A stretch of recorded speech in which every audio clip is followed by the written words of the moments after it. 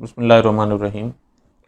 Chapter number 3 हम start करने लगे हैं, जो कि मैट्रिसेस से मुतालिक है। तो इस चैप्टर में हम मैट्रिसेस से मुतालिक एमसीक्यूज़ को डील करेंगे। क्वेश्चन नंबर 1 है कि if a matrix has 3 columns and 6 rows then order of matrix is. याद रहे कि किसी भी मैट्रिक्स का जो ऑर्डर है वो इक्वल होता है number of rose into number of columns. तो अब इस मैट्रिक्स का हमें जो रोज़ बताई गई हैं वो 6 हैं और कॉलम्स हैं 3, तो हम ये कह सकते हैं कि इसका ऑर्डर होगा 6/3। नंबर 2 है कि if order of a matrix A is 3/6 then each row of A consist. देखिए, अगर मैट्रिक्स ए का ऑर्डर 3/6 है तो इट मीन उसमें 3 रोज़ हैं, 1 2 एंड 3, और 6 कॉलम्स हैं, 1 2 3 4 5 एंड 6। तो ये इस तरह का कोई एक मैट्रिक्स है। अब पूछा ये गया कि then each row of A consist how many elements, कि हर रो में कितने एलिमेंट्स हैं। तो देखिए 1 2 3 4 5 और ये 6, हर रो में इसी तरह से 6 एलिमेंट्स होंगे। तो ऑप्शन बी ट्रू है। नेक्स्ट नंबर 3 है कि a matrix A I J M cross N is square if. अब इस मैट्रिक्स में हमारे पास रोज़ की तादाद m है और कॉलम्स की तादाद n है। तो ये मैट्रिक्स स्क्वायर मैट्रिक्स तब होगा जब नंबर ऑफ रोज़ और नंबर ऑफ कॉलम इक्वल होंगे। So option A is right answer. Number 4, a matrix that is not square is rectangular matrix. एक ऐसा मैट्रिक्स जो स्क्वायर ना हो, यानी उसमें नंबर ऑफ रोज़ और नंबर ऑफ कॉलम इक्वल नहीं होंगे। तो जब नंबर ऑफ रो और नंबर ऑफ कॉलम इक्वल ना हो तो वो रेक्टेंगुलर मैट्रिक्स होता है। नेक्स्ट नंबर 5 है कि a matrix A I J M cross N, उसमें नंबर ऑफ रोज m है और नंबर ऑफ कॉलम्स n है, इज रो मैट्रिक्स इफ़। अब देखिए, रो मैट्रिक्स वो मैट्रिक्स होता है जिसमें सिर्फ और सिर्फ एक रो हो, कॉलम्स जितने मर्जी हों उनके साथ हमारा कंसर्न नहीं है।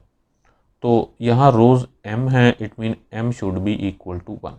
सो option C. Next number 6, in a square matrix A. अब चूंकि स्क्वायर मैट्रिक्स है तो यहाँ n क्रॉस n की बात की गई है। सॉरी।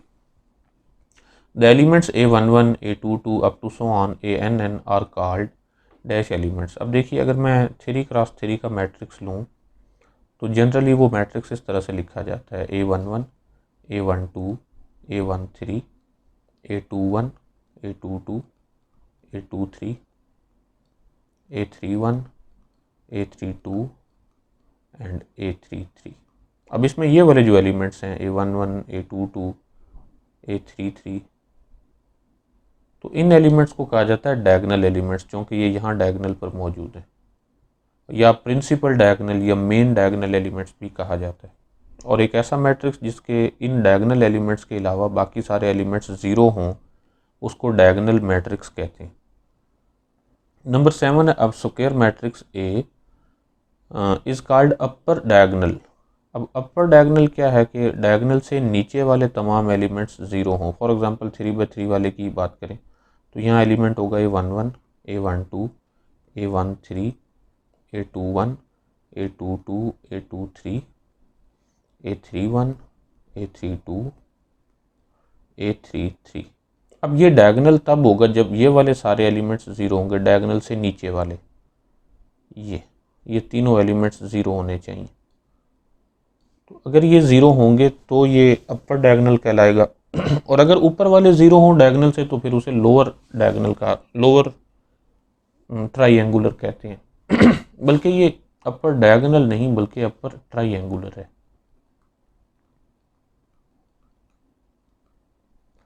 ओके, तो अब ए आई जे के बारे में हमें बताना है कि ये किस तरह के होंगे।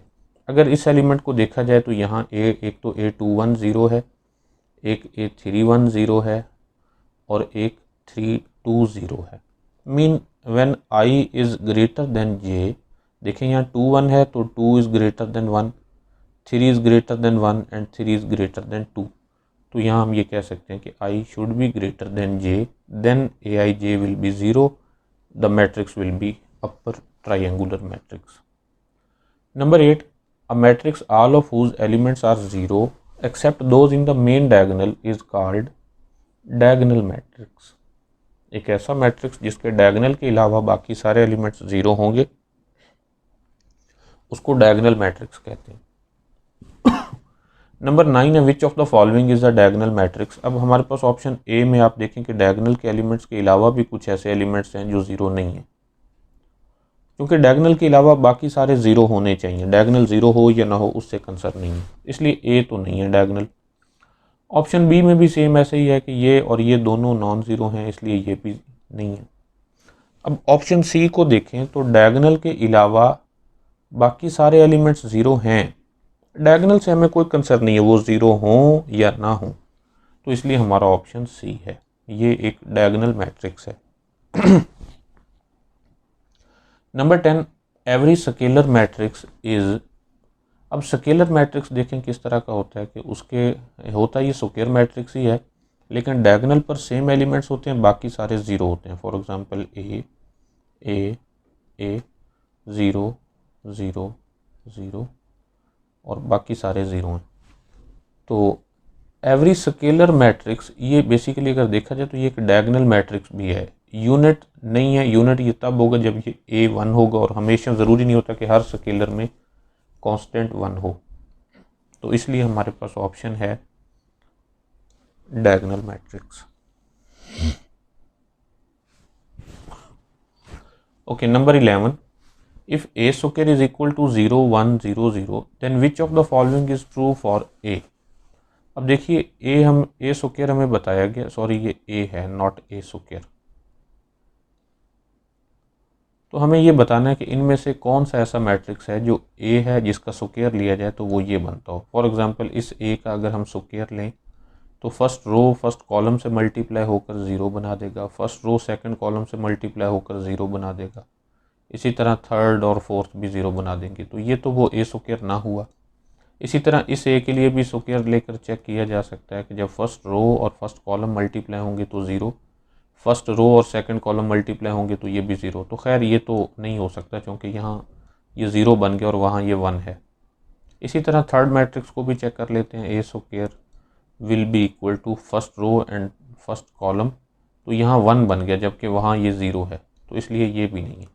तो हम ये कह सकते हैं कि हमारा ऑप्शन डी है, नन ऑफ दीज, के इनमें से ऐसा कोई भी मैट्रिक्स नहीं है जिसका स्क्वायर 0 1 0 0 हो, गिवन मैट्रिक्स। नेक्स्ट नंबर 12 है कि if A and B are matrices of orders m cross n, ये ए का ऑर्डर है और ये बी का ऑर्डर है p क्रॉस q रिस्पेक्टिवली कहा गया, then the product A B is possible if. अब याद रखिए कि दो मैट्रिसेस ए और बी का प्रोडक्ट पॉसिबल तब होता है जब पहले मैट्रिक्स में number of column, if number of columns in A is equal to number of rows in B, यानी पहले मैट्रिक्स में नंबर ऑफ कॉलम और दूसरे में नंबर ऑफ रोज इक्वल हों तो वो दोनों मैट्रिसेस मल्टीप्लाई होते हैं। अब देखें ए में कॉलम्स हैं n और बी में रोज हैं p, तो अगर ये n और p इक्वल होंगे तो हम ये कह सकेंगे कि मैट्रिक्स का प्रोडक्ट पॉसिबल है, यानी option A, n should be equal to p। Number 13 if A and B are matrices of orders 4 cross 5 and 5 cross 7 respectively then the order of A B. अब देखिए कि ये दोनों मल्टीप्लाई हो सकते हैं क्योंकि ए में नंबर ऑफ कॉलम 5 हैं और बी में नंबर ऑफ रोज 5 हैं, तो ये मल्टीप्लाई तो हो सकते हैं। अब रूल क्या है कि what is the order of A B, so order of A B equal होता है अगर ये मल्टीप्लाई हो तब, क्योंकि ऑर्डर तभी हम डिफाइन करेंगे, that is equal to number of rows in A into number of columns in B.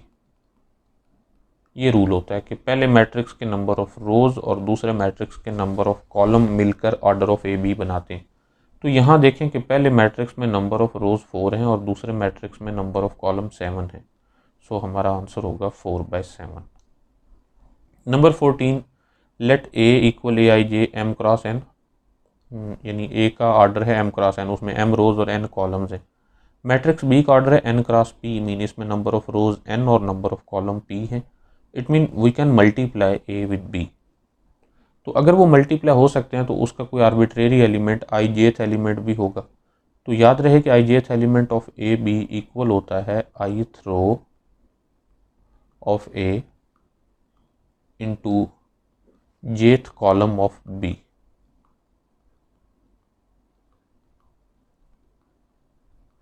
Okay, अब अगर हम पहले मैट्रिक्स ए की ith रो लें तो वो होगी कुछ इस तरह की। फर्स्ट रो देखें, वो लिखी जाती है A11, A12, A13, A14 and up to so on. अगर ith रो की बात की जाए तो वो होगी AI1, AI2, AI3 and up to so on AIN। अब जेथ कॉलम ऑफ बी की बात की जाए तो बी का जो फर्स्ट कॉलम है उसके एलिमेंट्स होंगे B11, B21, B31 and up to so on. तो अगर जेथ कॉलम की बात की जाए तो वो होंगे BJ1, BJ2,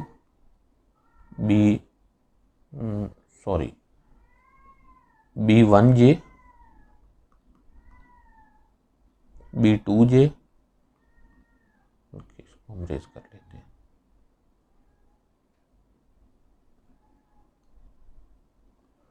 ओके, ये होंगे B1J, B2J, B3J and up to so on.